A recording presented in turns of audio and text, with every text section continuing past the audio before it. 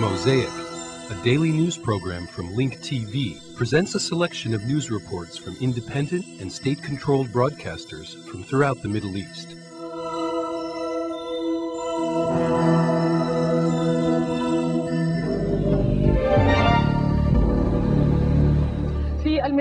The United Nations envoy to Iraq, Al-Manar al-Brahimi, gave his blessings to appointing Council member Iyad Alawi as the Prime Minister of the new Iraqi government. Alawi was unanimously elected by the members of the Iraqi Interim Governing Council. He will work with Brahimi on choosing a new president for the country, in addition to choosing 2 vice presidents and choosing the remaining members of government, which will include 20 ministers. With the blessings of the United Nations envoy to Iraq, Al-Manar al-Brahimi, and the U.S. Civil Administrator in Iraq, Paul Bremer, Iyad Alawi, leader of the Iraqi National Accord, was appointed as the Prime Minister of the transitional Iraqi government. These blessings put an end to all the predictions of the past weeks.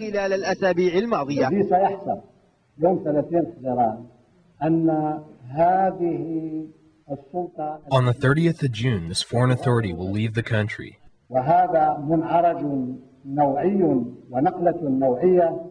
This is a significant step and transition because sovereignty will once again be in the hands of the Iraqis.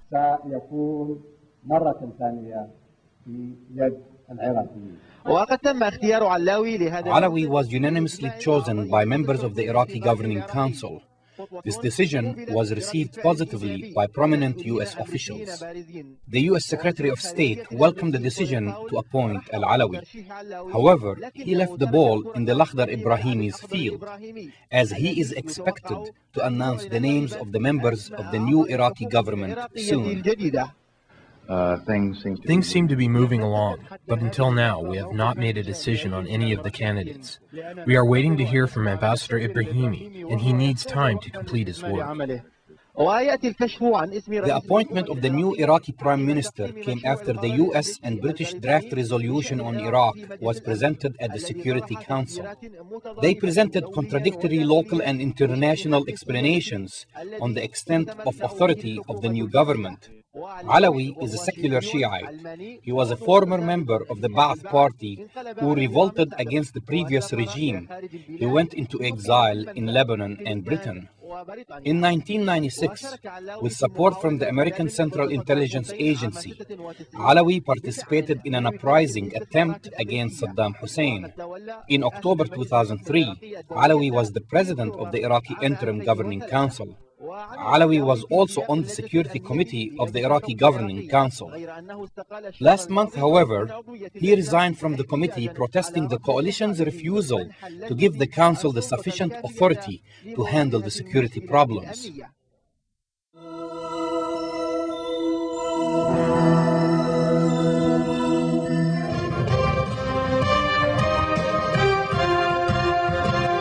Beirut's southern suburbs remain tense following deadly riots over high fuel prices, just days ahead of hosting a conference of OPEC members who will consider opening the taps to dampen record high prices. Lebanese troops shot dead 5 protesters Thursday as they fired on stone throwers in an impoverished Beirut suburb during a demonstration. Some protesters set fire to the labor ministry, and a civil defense worker injured in the blaze died later. There have been concerns that the violence was politically orchestrated. On Friday, looters set tires on fire in the Hayat district and cut key roads. President Emil Lahoud inspected the damage and the injured.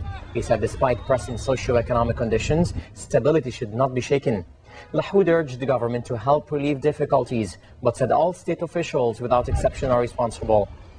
Residents of Hayat sealed off the area for funerals of protesters. Hundreds of people marched behind coffins shouting slogans against Prime Minister Rafiq Hariri's government.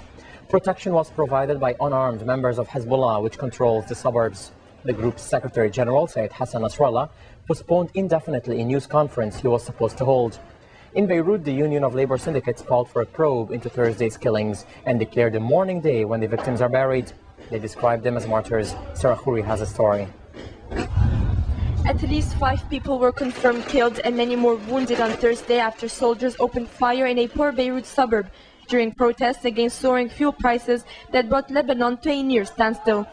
Riots spread across several parts of the city as people vented their anger at the high cost of living and the government's economic policies by burning tires and throwing stones at soldiers trying to control the crowds. Protesters set the labor ministry on fire. Witnesses said 2 floors of the building in Beirut's southern suburbs were badly burnt, but firefighters had the blaze under control. A firefighter died. Politicians and labor unionists intervened to try to end the country's bloodiest domestic unrest in about a decade, which comes as Beirut gears up to host an OPEC summit next week. The army said 13 of its soldiers were injured. The first clashes began in the Shiite Muslim district of Hayy al-Sillum as the army opened fire on stone-throwing crowds. An army statement said protesters charged military vehicles, damaging several and wounding 5 soldiers. On the airport road, the main artery to the south, troops fired warning shots after hundreds of people blocked the road with burning tires and debris, stranding travelers at the airport. The army said it managed to reopen the road, but only after 7 soldiers were wounded by 2 hand grenades lobbed at military vehicles. Lebanon's General Labor Confederation, GLC, which called the strike, urged an end to the protest and said it was working with political parties to try to restore calm. In one part of Beirut, hundreds of workers waved loaves of bread and carried banners. One said the budget deficit is in the stomach of the rich, not the pockets of the poor. Factories, schools, and some universities and shops across the country closed. Airport staff stopped work for 3 hours. Usually congested Beirut was traffic-free with taxis off the streets as part of the strike. Unions have demanded the state put a cap of 15,000 Lebanese pounds or $10 on the price of 20 liters or 4.4 gallons of petrol, which now sells for 25,000 Lebanese liras. The cabinet agreed last week to cap petrol prices at 23 pounds per 20 liters, but prices at the pumps were unchanged. Prime Minister Rafik al-Hariri, spearheading a drive to revitalize an economy choked by public debt nearing $32 billion, has ordered an investigation into the delay. Unions have lambasted efforts to cut spending and up revenues from privatization and tax, saying they hurt the poor. There were unconfirmed reports that a local branch of the Lebanese French bank and a Western-style fast food outlet in the suburbs were also looted. AFP correspondents said unarmed civilian members of Hezbollah deployed in the area but did not mingle with the demonstrators. Press reports that Thursday's violence only subsided after Lebanese and Syrian security officials met with Hezbollah and Amal representatives. President Lahoud had called for an inquiry into the unrest. Prime Minister Hariri denounced the bloodshed and condemned attacks on the army, while Druze leader MP Walid Jumblat said in his words the fighting backfired on its perpetrators. The Daily Al-Mustaqbal quoted ministerial and parliamentary sources as saying the demonstrations were orchestrated to topple Hariri's government. Prime Minister Hariri said he deeply regretted the violent incidents and warned against the dangers that result from steering labor demands away from their goals. The Prime Minister said everyone should deeply assess the violent protests to shoulder their responsibility, pointing out that attacks on the Lebanese army harm the country's dignity and amount to an assault on Lebanon's stability. Hariri warned against manipulating social demands and using the youth as fuel for political objectives that do not serve the country amid regional developments that put Arab interests in strong danger. The head of the Progressive Socialist Party, MP Walid Jumblat, who met Hariri, said he understood from the Prime Minister that Cabinet will meet to discuss the bloodshed. Jumblat told reporters in Raitem that the army had been protecting the resistance in South Lebanon as well as supporting the strategic alliance with Syria. Jumblat told Al-Mustaqbal Daily that if the events were linked to extending President Lahoud's mandate, the army and its commander Michel Sleiman should not pay the price, adding the violence, quote, backfired on its perpetrators. Asked if there were any motives behind the violence, Jumblat Narratem said, in his words, right-wing forces in Lebanon began sending messages to America regarding the danger that stems from the army's protection of the resistance. The two main factions in Beirut's southern suburbs, Hezbollah and Amal, had denied involvement, but Hezbollah, which is the main power broker, lashed out at the government and condemned the use of gunfire.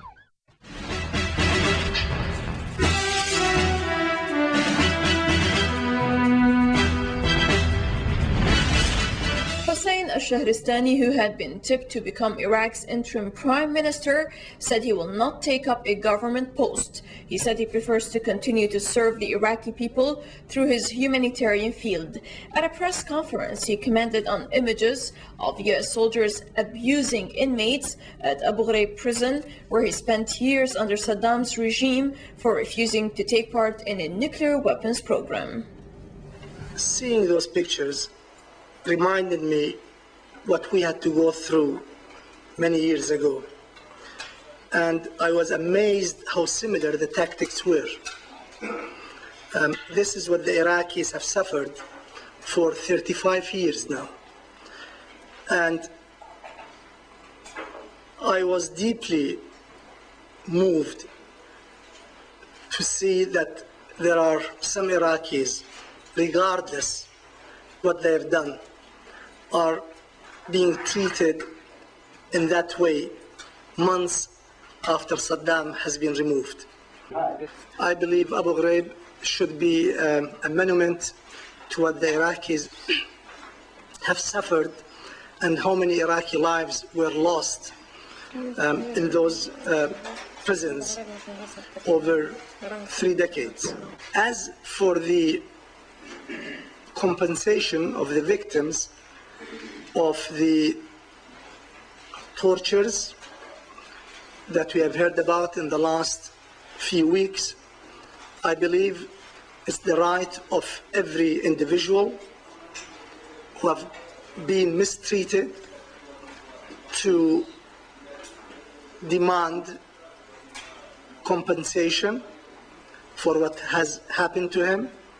And I do call for an Iraqi court to be established to look at these grievances and decide on the cases.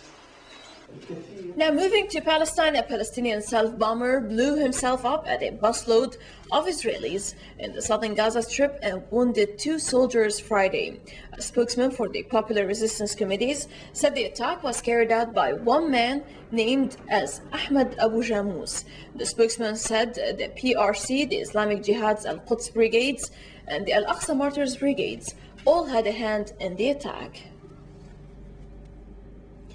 Israeli occupation army killed a Palestinian man and wounded a woman near Deir al-Balah in the central Gaza Strip Friday. Palestinian hospital sources said the dead Palestinian was named as 25-year-old Taysir Abu Awad, who was hit in the head. And on Thursday night, 2 Israeli soldiers were injured close to Al-Manar crossing point between the Gaza Strip and lands occupied in 1948. An Israeli military source said the 2 were hit by shrapnels from an Israeli tank that was firing towards Palestinians, planting a bomb close to Nahal Oz kibbutz.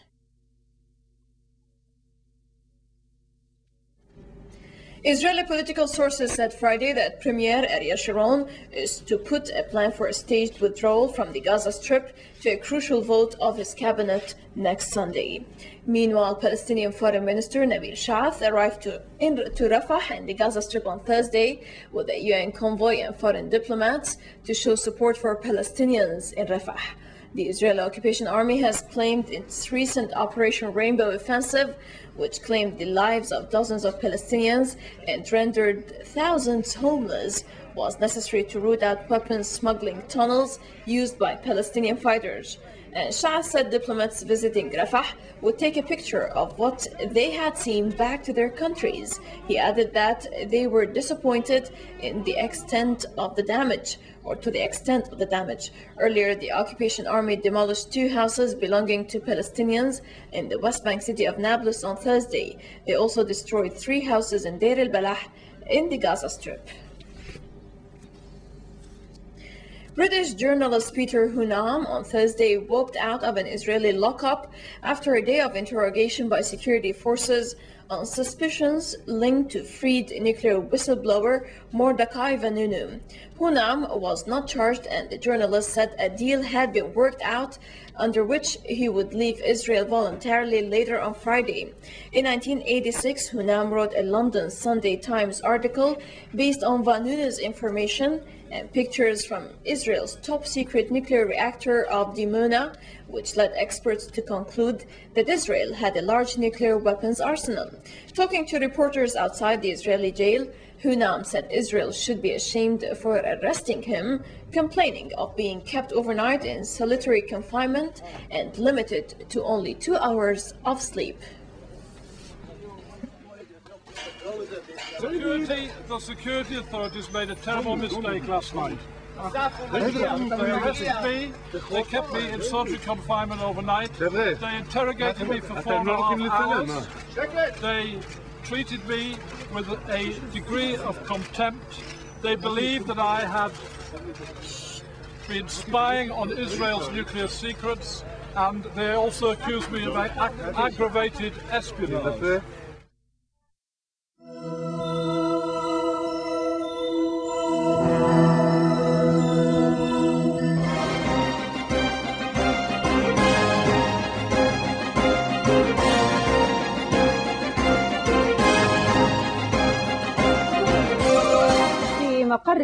In the headquarters of the presidential office, 10 new judges were sworn in, among them 4 Supreme Court judges.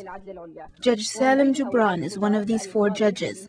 He's the first Arab judge to be appointed to such a position on a permanent basis. We'll leave you with the report of Mikhail Dana. In an atmosphere of celebration, judges who served in the past and present came to congratulate the new judges. The ceremony of swearing the 10 judges took place in the headquarters of the presidential office.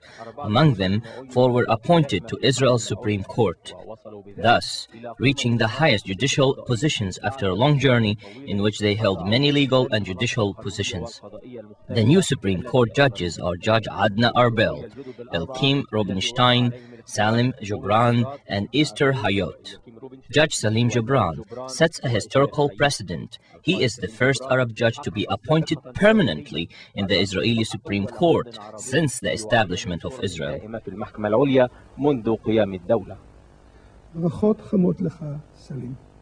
The warmest greetings to you, Salim. You are our brother. You have the same rights and duties. I hope that this brotherhood that bonds us together will always be sincere and realistic in the country's Supreme Court. We hope that this will be reflected in the relations between Jews and Arabs everywhere in Israel. Our Arab citizens, you are equal to the Jewish citizens.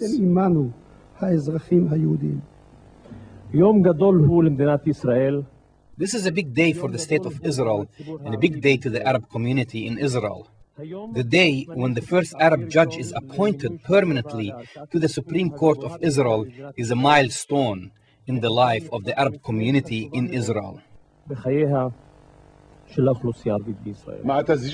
Before scoring the 3rd goal and before the end of the soccer game, thousands of Arab Israeli citizens, all the way from the Negev desert to the Galilee in the north, went to the streets to celebrate the victory of Israel Cup in soccer with happiness on their faces.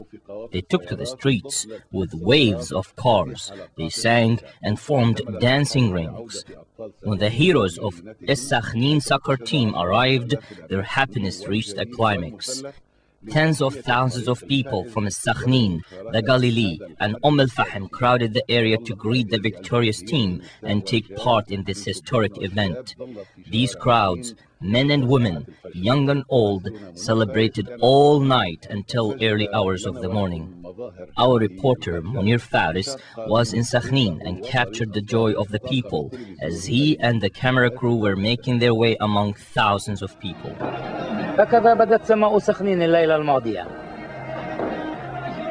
This is how Sakhnin's sky appeared, and the earth was shaken underneath the feet of the fans. A few minutes after the match in Ramat Gan ended, the central square of the Sakhnin city was crowded with people celebrating the historic event.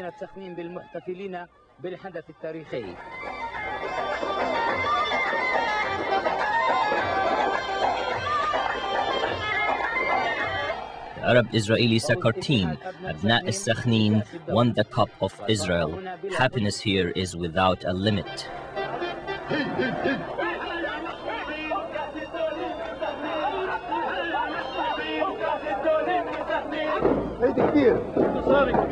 This is a big celebration. This is a big celebration. Thank God. We thank the State of Israel. We are living in the State of Israel like one family.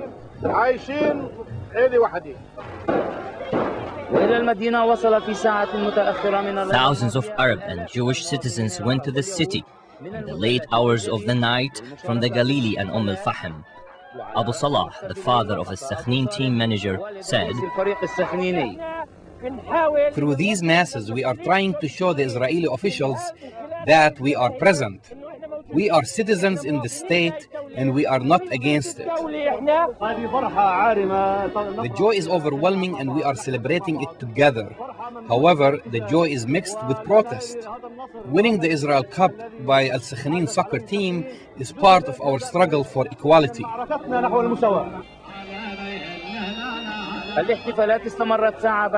The celebrations went on for hours. People were dancing, singing, and reading poetry. Like the rest of the Arab citizens in the country, the Sakhnin residents emphasized that this historic achievement is a positive turn of events in the Jewish-Arab relations inside Israel. This victory may help elevate the status of the Arab community and make it more viable on the Israeli map. It will be taken more seriously. This is a breakthrough in the coexistence between the Arabs and Jews. We managed to prove ourselves in sports, which will be in the foundation of establishing our presence at the political and social levels.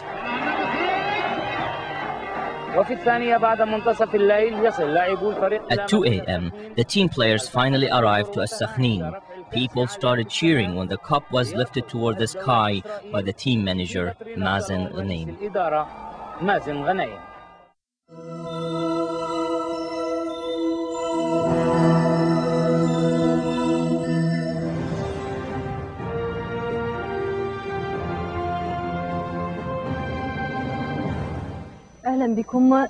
Welcome. The Basra police investigators succeeded in freeing a child who was kidnapped by criminal gangs. He was returned to his family. The chief police investigator confirmed that they arrested the gang members and are conducting interrogations with them. The Basra police investigators were able to secure the release of the kidnapped child, Abdullah, freeing him from the gangs who took him, who tried to ransom him for a large sum of money. Abu Daya Khairallah, the chief police investigator, clarified the nature of the operation his men conducted, indicating that the kidnappers used one of the remote fields as a hideout. However, the police located the gang and destroyed their hideout. We destroyed the field. We arrested the gangs. We found the kidnapped child in one of the rooms with his hands and feet wrapped with material. He was covered up with iron and wooden boards to camouflage him. Abdullah was kidnapped off the street. His life was threatened. Then he became the subject of negotiations and ransom. I was going to school. They turned around and came to me. One guy came out of the car and stood in front of me. The car parked next to me. I tried to run away, but someone came after me. He pushed me, and I fell on the street. He pulled my shirt and tore it. He told me to come with him to the car, so I went with him. In the car, I was crying. He told me to shut up, or he'd throw me out, so I stayed quiet. Signs of happiness and joy were evident in Abdullah's father's face, who took his son from the trustworthy hands of the police, who did not spare any efforts to fulfill its humanitarian mission. We were looking for him for a long time, but we couldn't find him. Then the police came and knocked on our door. They told us that they had him, and God willing, come and get him. Day after day, the Basra police investigators proved their ability to fight crime and protect citizens and their property, moving towards the noblest goal of living by the law, order and security. Sabah al-Mansouri, al-Iraqiyya, al-Basra.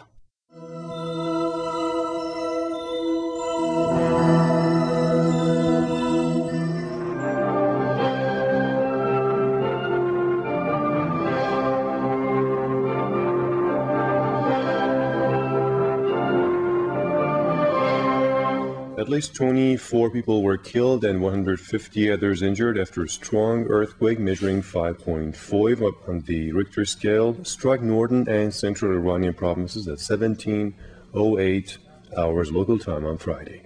The seismological base of Tehran University registered the epicenter of the quake around the town of Balad, 70 kilometers north of Tehran.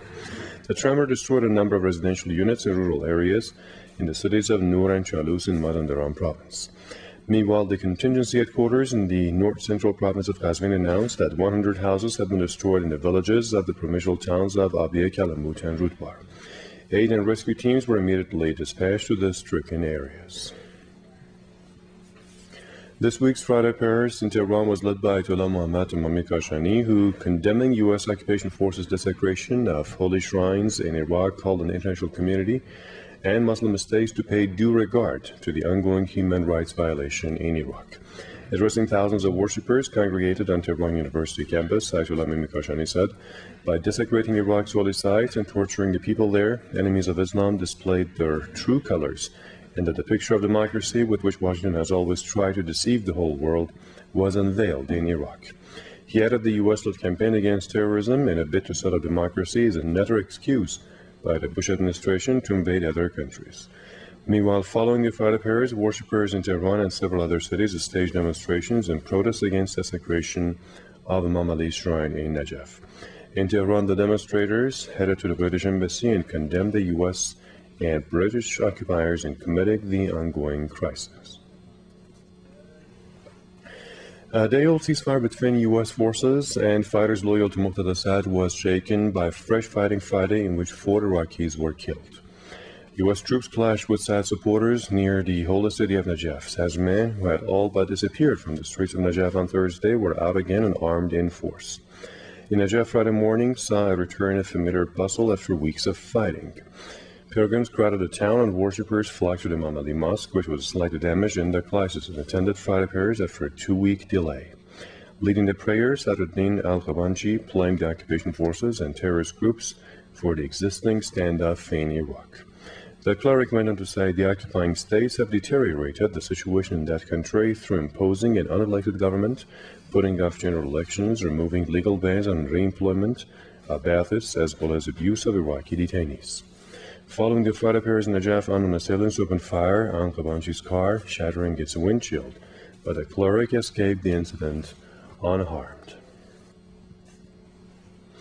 Iraq's governing council has nominated secular Shia Muslim member Iyad Alavi to be the new prime minister after the June 30th handover of sovereignty to Iraqis. Alavi, who has spent years in exile, was unanimously chosen for the post during a council meeting Friday, attended by UN envoy Lakhdar Brahimi and U.S. Overseer Paul Bremer. This is while 3 dead soldiers were injured when their patrol vehicle left the road after being fired on in southern Iraq on Friday. Witnesses said the shots did not touch the vehicle but caused it to leave the road, slightly injuring 3 soldiers. 2 of the injured soldiers were evacuated by helicopter and hospitalized. Also on Thursday, a member of the U.S.-appointed governing council survived an attack on her convoy south of Baghdad. Salame al-Khafaji told Reuters 1 bodyguard was killed and 2 wounded. Her 17-year-old son was missing after he dived into a river to avoid being shot. In another development, late on Thursday, 2 Japanese freelance journalists were killed in a rocket-propelled grenade attack on their vehicles south of Baghdad. Meanwhile, 4 journalists working for U.S. television network NBC, who were kidnapped earlier this week, were released by the Iraqi captors on Friday.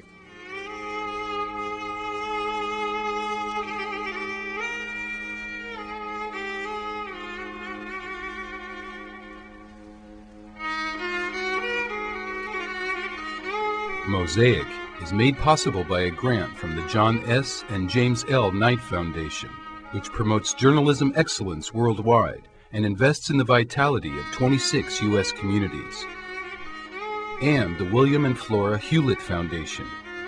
Additional support is provided by the Firedoll Foundation and Henry and Virgilia Dakin.